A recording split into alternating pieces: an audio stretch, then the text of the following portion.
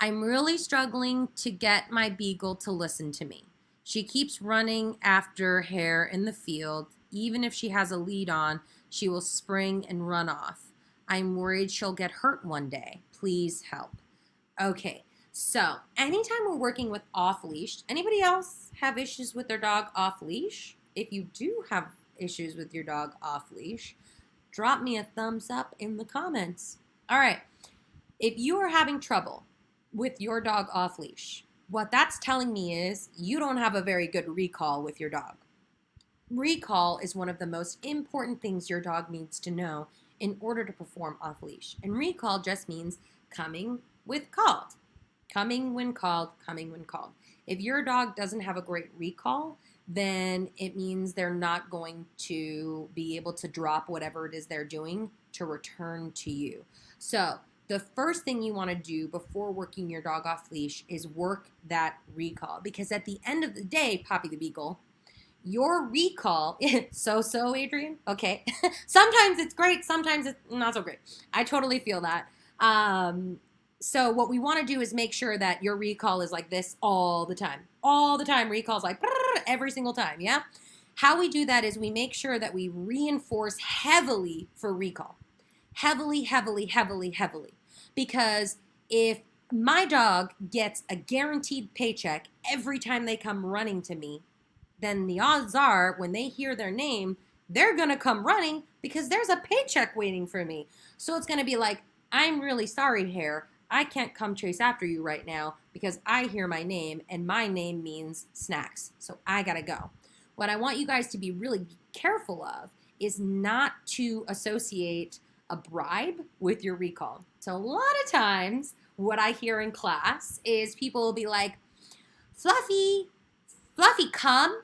Fluffy treat, Fluffy cookie, right? Unless your dog's name is also Cookie and Treat, there's no reason to be saying those words. Because really what we're doing at that point is bribing our dogs. And when we're bribing our dogs, now we don't actually have a solid recall behavior.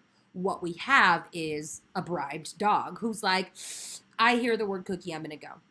So the easiest thing we can do to build more recall is work your recall inside with my favorite game, which is called the hide and seek game. The hide and seek game is very simple to play, but it builds in a very strong recall behavior. Because we're playing your dog's favorite game, which is chase.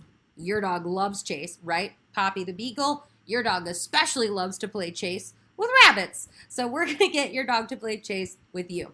So the easiest thing you can do is if you have a partner, leash up your dog and have them hold your dog. Roommate, if you live with somebody. If you don't live with somebody, that's fine too. You can still work this cue. What I'm going to have you do is get a treat ready. If you're working alone, I'll go over your job in 2 seconds. If you're working with a roommate or a partner or significant other, this is how you're going to work this. You're going to have your significant other hold the leash. You're going to take the treat, show it to your dog, put it in your pocket. Say their name one time and then say the recall cue, come, and then run. I literally want you to run in your house.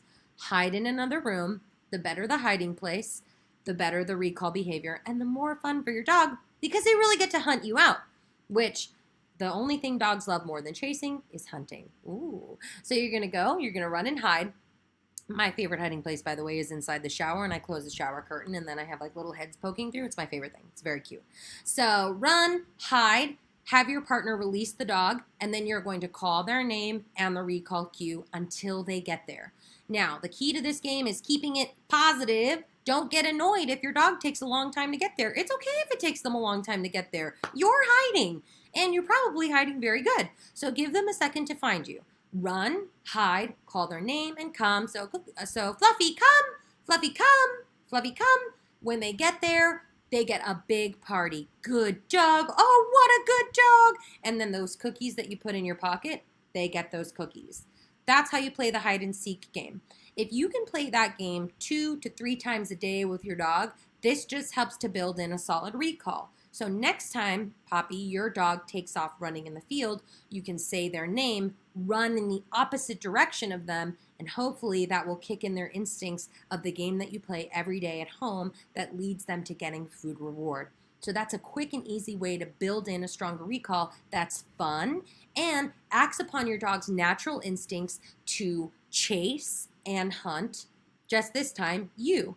And with everything, if your dog is doing something that you don't want them to do, all you need to do is be more exciting than whatever it is they're doing.